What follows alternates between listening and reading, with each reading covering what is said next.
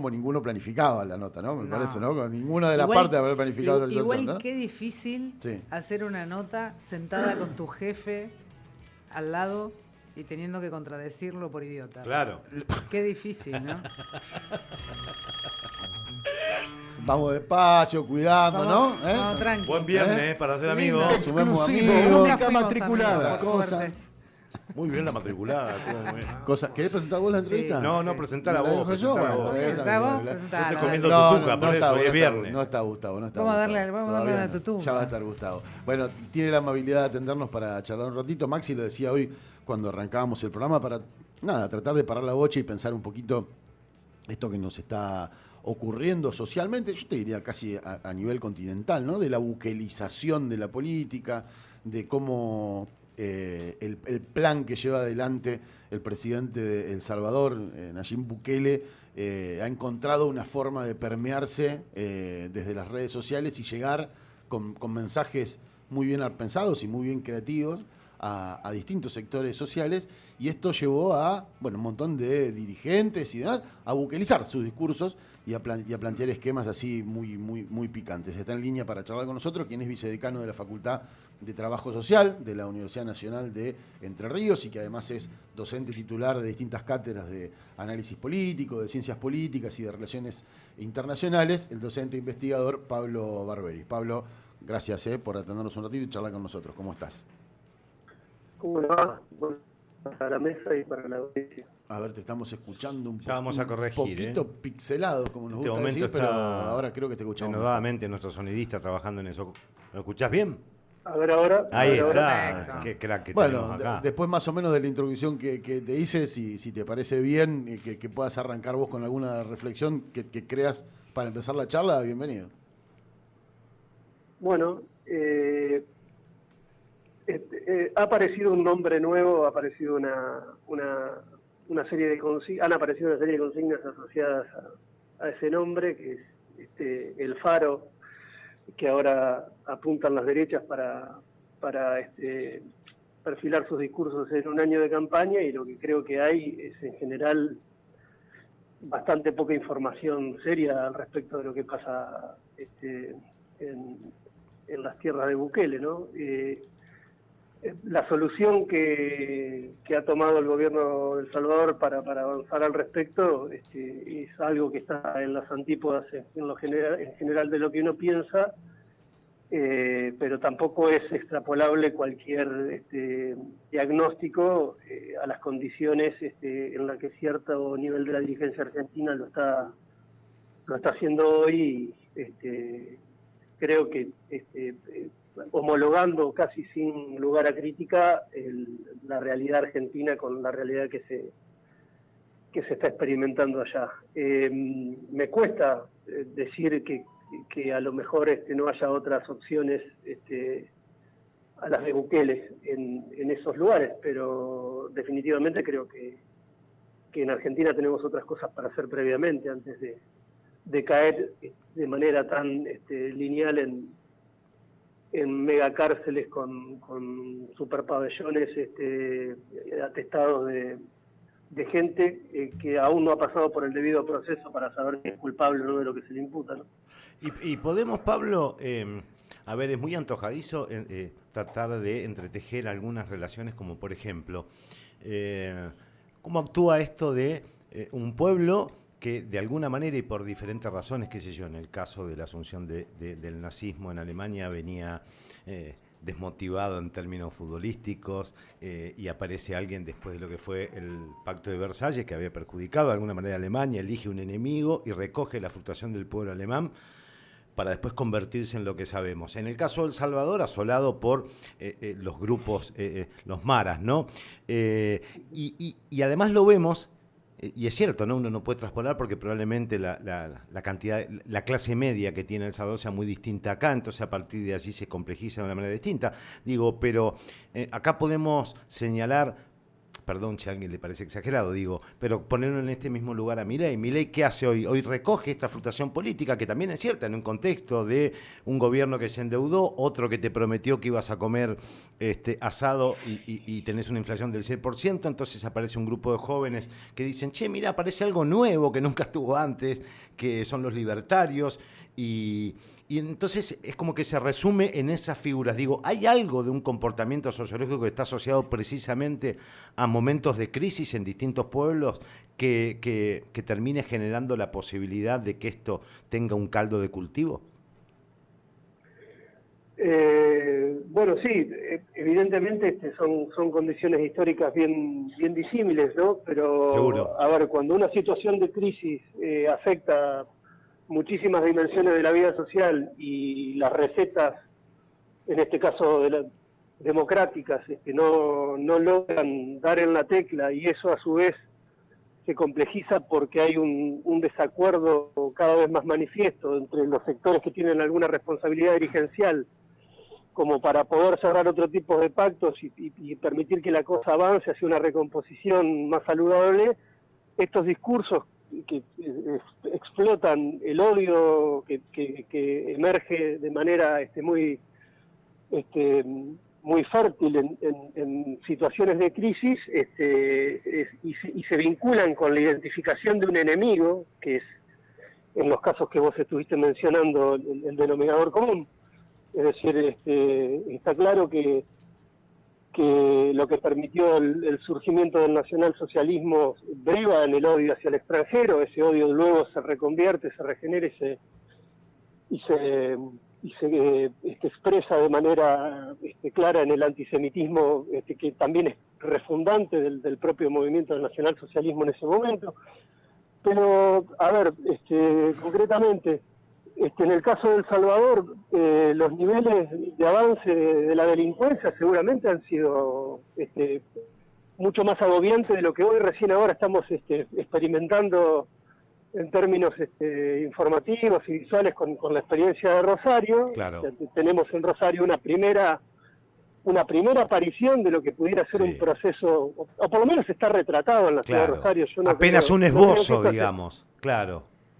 Claro, y además, bueno, la prensa ha resuelto ubicar, digo, una prensa hegemónica, ¿no? Ha decidido ubicar en Rosario ese lugar, como el caldo de cultivo de lo peor, cuando yo no dudo que en la provincia de Buenos Aires, en los lugares más densos y más problemáticos, se están dando experiencias de ese tipo, ¿no? De todas maneras, más allá de la configuración de la estructura social salvadoreña, de cuyos detalles no sería prudente que yo me expanda en este momento, porque la verdad que no es un caso nacional que venga siguiendo, aunque claramente lo de Bukele pone en la escena a El Salvador de una manera inusitada, cuando uno apenas tiene registros de qué son las cosas que pasan allí, y entonces uno entiende que no hay una conmensurabilidad comparativa de esas experiencias tan sencillas. Ahora, lo que sí está claro es hacia dónde avanza un esquema de comunicación política, ¿no? O sea que, y está claro que las derechas están nuevamente muy enfocadas en explotar cualquier pulsión odiante que se pueda producir y en identificar lo que serían los enemigos naturales de lo social, ¿no? Con esa simplicidad que lo puede hacer el discurso que vos mencionabas de Milei, o con la misma simplicidad que lo puede hacer el discurso de Patricia Bullrich, que en eso creo que no ahorra tinta tampoco. Ahora bien, yo creo que algunas de esas cuestiones están magnificadas por fuera, no solo de cuáles son las vías de las soluciones que se puedan esperar de ellas, sino también en los diagnósticos. Si lo de El Salvador es tan terrible como lo que describe el propio discurso de Bukele, ni siquiera en la ciudad de Rosario hoy estaríamos avanzando a esos niveles, ¿no? en los problemas que genera todos los circuitos de la economía delictiva asociadas al narcotráfico. Yo entiendo que hay un problema de magnitudes también. Sí, no, pero hoy dijiste algo muy interesante con el tema de que Bukele está siendo tomado en cuenta como un faro para las consignas electorales de los candidatos de derecha, incluso hasta los de otras fuerzas que se tildan más de progresistas, los que se hacen cargo de la seguridad toman lo mismo, ¿no? Lo escuchamos a Sergio Berni decir, lo de Bukele es música para mis oídos, ¿no? Diciendo, bueno, yo también me corro para ese lugar.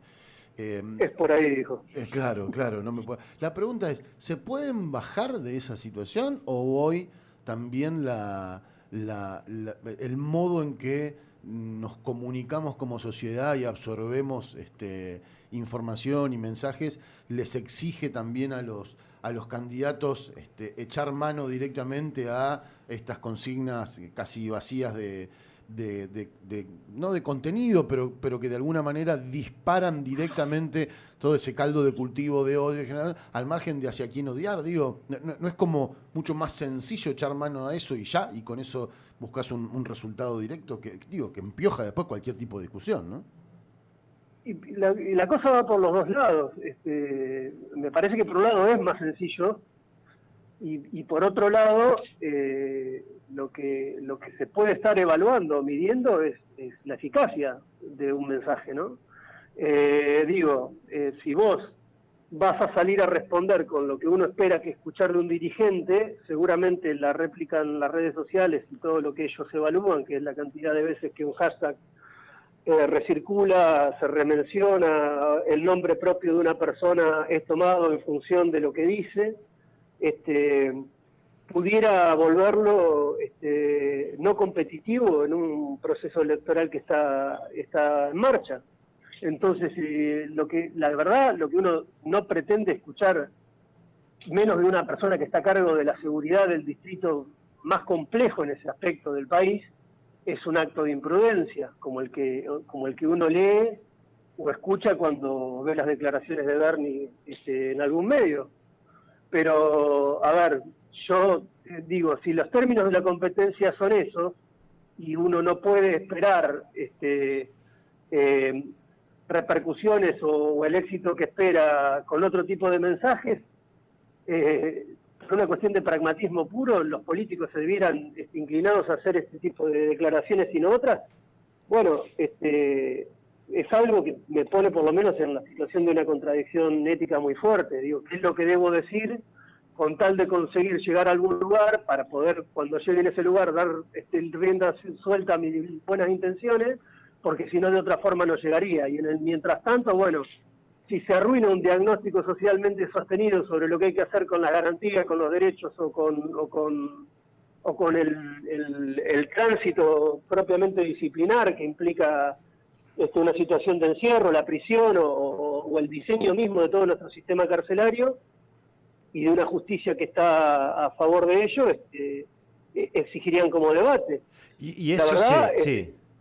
Perdón, Pablo, y eso se suma a algo algo que mencionaste vos, que merece un capítulo aparte, que es la aparición de las redes sociales. En definitiva, mi vecina Tota hoy está opinando, mi vieja está opinando sobre lo hijo de puta que es Putin, ¿no? Claro. ¿Y qué reciben esas redes sociales? Entonces, a partir de allí también se explica cómo hoy tenemos cierta información y nos paramos desde un lugar de decir, mirá, yo ahora escribo lo que quiero y leo lo que quiero y a mí nadie me dice, y sin embargo terminan siendo un Fórmula 1, pero precisamente para este tipo de mensajes, ¿no? A ver, la verdad que podemos decir todo lo que conocemos y hasta ponernos un poco más exigentes con cómo trabajan los algoritmos y de qué forma acumulan o amontonan la información para hacer un montón muy grande de basura y dejar claro, que tendría algún nivel de importancia o de significación en términos de un debate más amplio, reducido a la mínima expresión, ¿no? Pero la verdad es que así como doña Tota está opinando en este momento de que los rusos son seguramente sucios, malos y feos, y que lo que hay que hacer con los presos es más o menos lo que habría que hacer con los rusos, porque claro, en este nivel de confusión y de odio está todo. Exacto. Los rusos comunistas. No te lleva tampoco la posibilidad, o no te deja el lugar para discutir qué es lo que debieras hacer vos con un problema grave como es el No, claro, por eso te decía en la sintonía. narcocriminalidad. En sintonía con eso te decía, construyen esta idea que la verdad que es difícil en tanto en cuanto los candidatos están mirando a ver cuántos likes tienen y la gente cree, algún sector de la gente cree que desde este lugar puede construir realidades. Tenés ¿no? un concejal de Santa Fe que está haciendo campaña para su reelección al Consejo, cuyo eslogan y las paredes pintadas y con carteles esgrimen la consigna, basta de trapitos. Y vos decís, ¿qué, lo vas a matar? ¿Le vas a dar trabajo? ¿Lo vas a contener? No, basta de trapitos. Nos va a meter en una de las cárceles De Bukele, que Bernie claro. quiere para el país. Claro, digamos, ¿no? Es muy difícil porque después el resto lo llena del contenido que quiera. Digo, hasta puede ser una propuesta progresista. Vos decís, basta de trapitos, trabajemos con ellos socialmente, nada, cosa, resertémoslo, ponémoslo en el caso. Puede ser una consigna progresista, digamos, o puede ser la más facha del mundo. Los voy, los caso y los meto presos. Sí, me inclino más por la segunda cuestión, digo, en el caso más. claro, Por de dónde vienen, seguro. Sí. Claro. Pablo, sí. No, sí, diría que sí, que coincido también con la Sí. hipótesis. Sospechamos esto, pero bueno. Sí. Esto también se da en el medio, digo, porque hablabas también de la identificación del enemigo, ¿no? Y Maxi te ponía el ejemplo de Milei. Y la identificación del enemigo de Milei claramente es la casta política, ¿no? Y en parte es un discurso bien estructurado y bien inteligente porque la casta política no le ha dado respuestas a una sociedad desde que todos tenemos conciencia, y a pesar de las idas y vueltas y de los vaivenes, y yo digo, no, pero no en todos los momentos fue igual, y hubo periodos, bueno, y toda la discusión que cada uno puede tener con la mirada, lo cierto es que no tenés respuesta, ni de la justicia, ni de Visco. Entonces, la identificación también pasa por la casta, pero también pasa por el discurso de odio contra los pobres, que terminan siempre siendo de alguna manera el culpable de que te vaya mal, digamos, el que está abajo tuyo termina siendo el culpable de que a vos te vaya mal. El pobre, el trapito y el que está más abajo en cualquier escala es siempre el destinatario de este tipo de consideraciones. O sea, también está claro que la derecha no ha innovado demasiado respecto de las lógicas a partir de los cuales produce estos momentos identificatorios de aquello que se convierte en el enemigo directo de lo social. Y a veces, las figuras son bastante recurrentes. La corrupción es una, la delincuencia asociada a la pobreza es otra. Y en el caso de los otros ejemplos, pasamos hace poquito por la experiencia de un Brasil gobernado por una opción muy de derecha y muy amiga de cualquier simbología militarista, y vimos en realidad que esos resultados, que esas promesas que hacía Bolsonaro no podían concretarse en un país donde gran parte de la hay un retorno que me está entrando a mí por el teléfono y me escucho yo mismo. A ver. No sé si te lo podemos acomodar. Acá nos dice nuestro sonidista Que está haciendo lo posible. que está trabajando en este momento a destajo. A ver ahora. Ahí estoy. Ya no me escucho más a mí mismo, cosa que me perturba. Yo no sé cómo hacen ustedes para aguantarme a mí, pero yo cuando me escucho a mí mismo no me soporto. Nosotros somos periodistas y encontramos rápido un culpable. Ya a esta altura te decimos que esos ruidos son de tu teléfono. Sí, claro. Y de la empresa que te presta. No, claro. Está chequeado. Era más fácil seguir agrediendo al sonidista, siendo consecuentes con el fenómeno que venimos. Claro. Ahí te contestó. Tener la respuesta Ahí del te sonido. contestó. Te contestó el sonidista. El chivo expiatorio de los fenómenos radiales son siempre los sonidos. Sí, claro. Sí. Pablo, y todo esto, yo por último te hago la última también, ¿no? Todo esto se da en el medio, digo, que estamos hablando de la violencia, de Bukele, de lo que pasa en Rosario, etcétera, de lo que pasa en el resto del país. Todo se da en un marco de una gran trampa institucional. Y es que cualquier criminólogo de los que charlan, de los que hablan públicamente, más dicen, no, en Buenos Aires, que hay más comercio, más tráfico, más, está más controlado porque la policía domina el territorio y de alguna manera articula el comercio ilegal bajando los índices de violencia.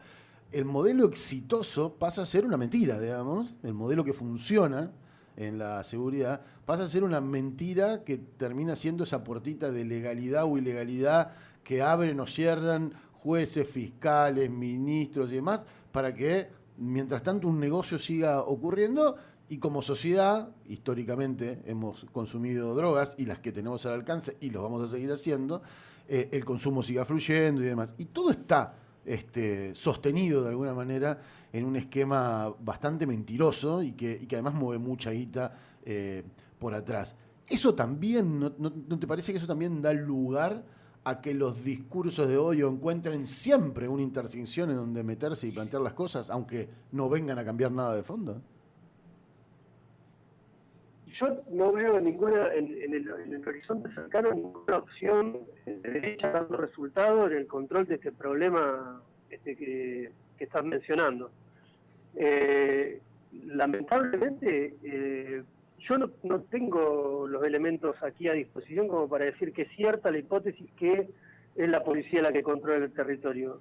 Lo que sí puede ser cierto es que... Sí, nosotros sí, Nosotros desde acá te decimos que sí. Sí.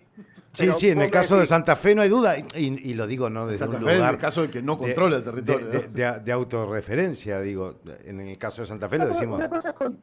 Una cosa es controlar el negocio y otra cosa es controlar el territorio. En la mayoría de los lugares, Salvador incluido, el territorio fue siendo tomado por una estructura de negocios que claramente no es legal.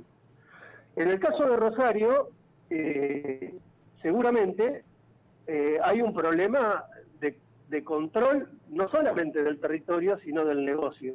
Y digo, hay demasiada gente disputándose un lugar, disputándose una cartera de recursos que generan ese tipo de economía, y lo que claramente no hay es un control de eso. Ahora, tampoco tengo los elementos para saber si en la provincia de Buenos Aires se ha tratado de manera tal que sería preferible para todos tener una policía que esté en el negocio del narcotráfico controlando, total así por lo menos la gente no muere.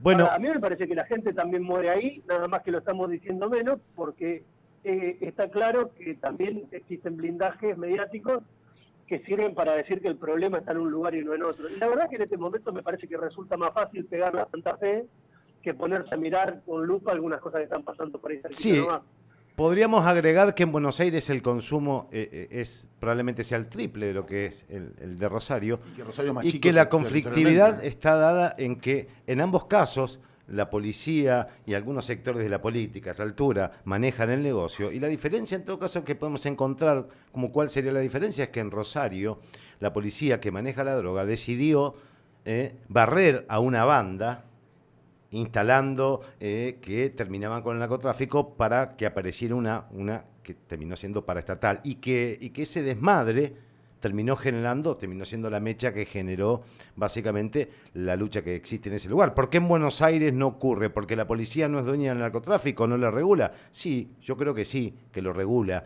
La diferencia en todo caso es que en Rosario directamente pretendieron eliminar algunas bandas y que eran... Y además que es un solo territorio, Rosario. Sí. Porque es un solo lugar, y vos en Buenos Aires y en el conurbano tenés muchos focos de concentración pública de gente, empezando por La Matanza, donde vos tenés como más diseminada la situación, ¿no? Me parece que también tiene que ver con eso, con el tamaño, digamos, de uno y otro, geográfico, ¿no?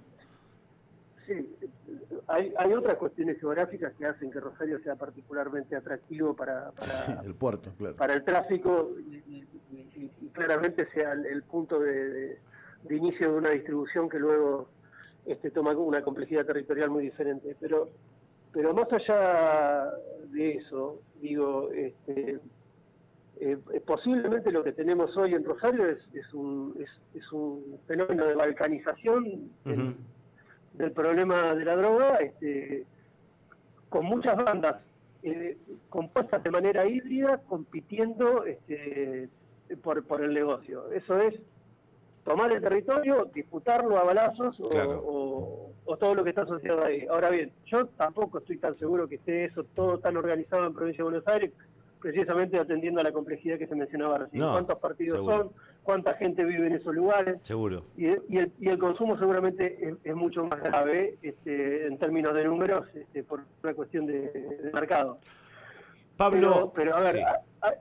hay algo concreto que ustedes lo han entrevistado muchas veces a Saín. Él tiene un texto clásico escrito al respecto, se llama La grieta del doble pacto. Él habla ahí de la necesidad de la complementación de un pacto político-policial con la de un pacto policial-criminal, ¿no?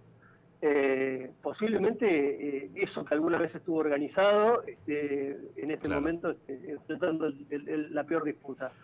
Ahora, volviendo a la pregunta del principio, si creen que lo van a resolver creando cárceles modelo lo suficientemente blindadas para meter adentro todo, piensen que Rosario tiene 1.300.000 habitantes con su zona metropolitana y que el 60% de esa gente posiblemente esté por abajo de la línea de la pobreza. Claro.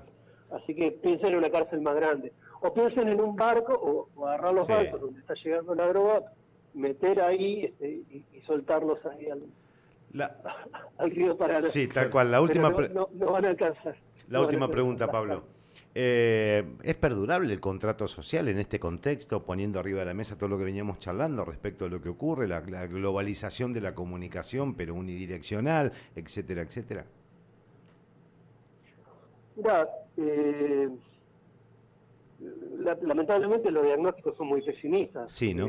Uno mira los escenarios. Nosotros estamos cumpliendo 40 años de democracia y todas estas reflexiones también llevan siempre un poco ese lugar. Los europeos, y tomando el ejemplo que vos tomabas hoy de Alemania, vienen del Holocausto, ¿no? En el conflicto bélico más grande que el mundo conocía hasta ahora murieron más de 60 millones de personas. Claramente todas ellas en condiciones infrahumanas, pero en algunos casos hemos visto los espectáculos más terribles que creo que nada que pueda apreciarse de humanista puede permitir. Y luego de los años que han transcurrido, de aquellos acuerdos que sellaron aparentemente para siempre el no retorno a esa posibilidad, hoy tenemos un fenómeno de las derechas germinando por doquier. Tenemos otra democracia aparentemente desarrollada o evolucionada como la norteamericana que no rebotó a Trump por cuestiones que tienen que ver con lo escandaloso de su gestión y no porque esas intenciones no estén socialmente dispuestas para ello. O sea, el horizonte de derechización lamentablemente es preocupante, es abrumador y no somos los únicos en este camino. Por suerte hasta aquí las opciones que la derecha propone en los términos de un discurso más caracterizado por la intolerancia a la delincuencia no son lo suficientemente serias y consistentes como para terminar de convencer a un electorado. Pero tampoco me animo a hacer futurología a corto plazo porque yo no sé qué sale. Sí, no se viene linda, no pareciera que se venga linda, sí, tal cual. Si mañana tuviésemos un balotaje y hubiese una opción de la derecha de estas características disputando con una figura progresista, me parece que el panorama estaría complicado. Sí, la verdad. Entonces, que sí. La verdad es que estas cosas, por lo menos en términos más modernos, hoy ya estamos atravesando quizá la cuarta, quinta posmodernidad, porque ya no sabemos qué nombre ponerle a esto, se entendía que eso se resolvía con acuerdos políticos, y con dirigentes que estén a la altura de poder celebrarlos. Por lo menos así fue en el concierto europeo, por lo menos así fue en el retorno a la democracia. Todos esos consensos se tienen que producir a nivel de un cuadro dirigente que tiene que estar a la altura de lo que negocia, entendiendo un poquito más allá del ombligo cuál es la densidad de algunos problemas, pero eso es muy difícil en el escenario que describíamos recién, donde si a vos lo que te mide el amperímetro de la barbaridad que puedes decir es la cantidad de veces que rebotas con un nombre o con una consigna en un hashtag, o lo que el algoritmo dice de ello, y de ahí los medios también construyen la principal fuente de la información que reproducen diariamente, bueno, el panorama todavía es peor. Gracias, Pablo, Entonces, Gracias por charlar un rato con nosotros y por levantarnos el ánimo el domingo y dejarnos para el fin Sí, de semana. qué Pum, copado. pum para arriba con la Me perspectiva voy a que viene comprar por un delante. chaleco de paintball y me voy a dar una vuelta a Rosario. Y te dejamos pasar el ataque a la prensa que acabas de hacer, Sí, ¿no? sí. Cuando hablaste de Te vamos a prensa, que perdonar nos hoy. atacás. Te lo dejamos pasar, Pablo. ¿Mm? Pero yo siempre de entrada hablé de prensa hegemónica y ustedes claramente son... No, prensa nosotros hegemónica. hegemónico no tenemos nada. Ni el aspecto. ¿Sabés que es un Ustedes buen no están haciendo comienzo? Es un buen comienzo. 200 periodistas en el fondo barco, del mar. En el barco, yendo con Bukele. ¿Por qué 200? Si con los abogados decíamos que eran 1000 y ustedes que con 200 en la red, por lo menos empaten ese número y vemos. Pero que vayan los hegemónicos, ojo. Ah, eso sí, no nosotros. Gracias, Pablo, un abrazo. Chao, hasta luego. Gracias. Charlábamos con Pablo Barberis, vicedecano de la Facultad de Trabajo Social de la Universidad Nacional de Entre Ríos y docente titular de cátedras de análisis político, de relaciones internacionales y demás en la Universidad de Rosario, aquí en Santa Fe, en Entre Ríos y demás. Tenemos una interesante charla tratando de profundizar un poquitito esto que se conoce como un proceso de buquelización de la escena política. ¿Nos llevas a dar una vueltita musical, Terita ¿Cómo Córdoba? no? ¿Cómo no? Vamos, ¿Cómo que me no? meta, que tengo una ¿Cómo tarde. no? Después vengo yo porque me estoy engolando. Sí, locutor, No, perdón, relaja. está engolando. Sí. Relaja. Sí, Le pido mil María perdones. Becerra Sí. junto a Ráfaga. ¿Cómo? Adiós. Adiós. Muchas R. Ok. Ráfaga, Becerra, adiós. Entendí que fue